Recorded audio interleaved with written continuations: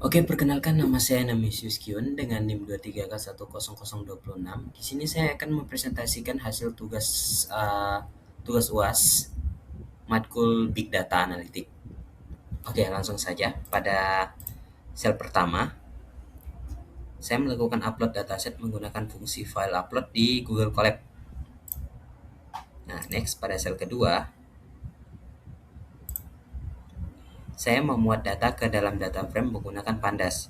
Saya menampilkan 5 baris pertama untuk melihat struktur data secara visual.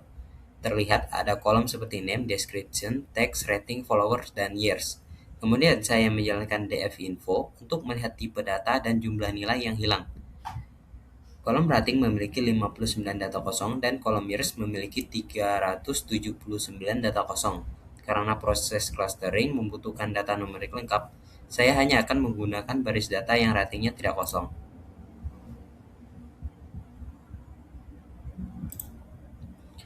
Oke, pada sel ketiga, saya memilih dua fitur utama, yaitu rating dan followers.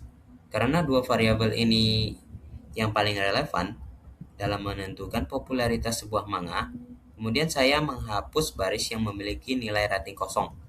Hasilnya, dari total 5.512 data awal, terdapat 5.453 baris valid yang siap diproses untuk clustering.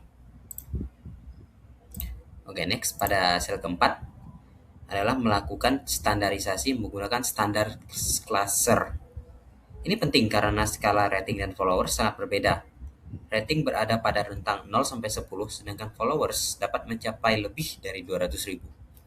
Dengan standarisasi kedua fitur ini akan memiliki skala setara sehingga key means dapat bekerja lebih optimal.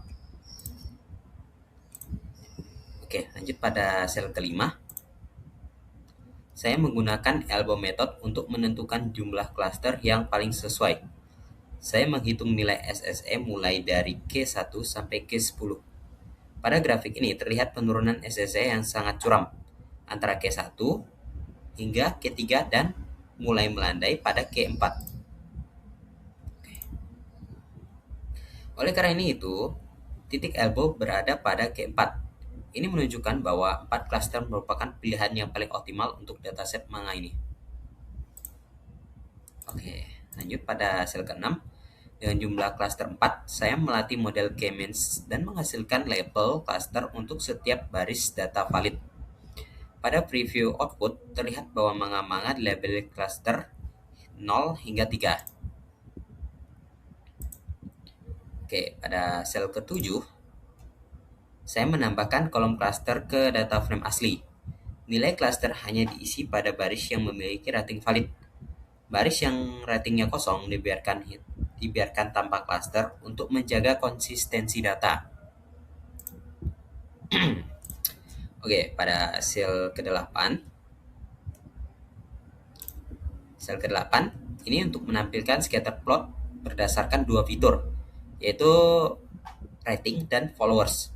Nah, setiap warna mewakili satu cluster. Terlihat pola yang jelas. Manga dengan followers tinggi terkondensasi di bagian atas. Manga dengan rating rendah cenderung berkumpul di sisi kiri.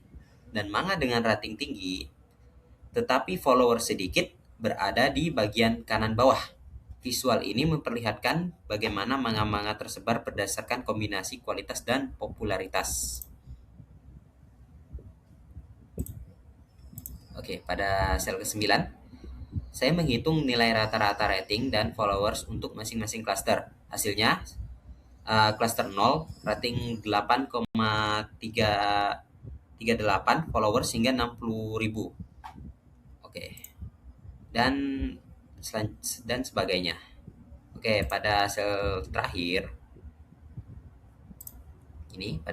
yaitu sel 10, grafik bar chart ini memperlihatkan perbandingan rata-rata rating dan followers untuk tiap cluster.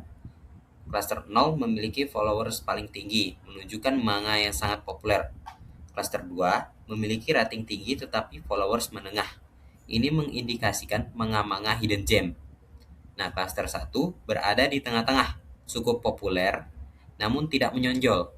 Dan cluster 3 memiliki rating dan followers paling rendah, menunjukkan manga yang kurang diminati. Baik, sekian presentasi saya untuk uh, pengerjaan tugas UAS Big Data Analytic kali ini. Sekian dan terima kasih.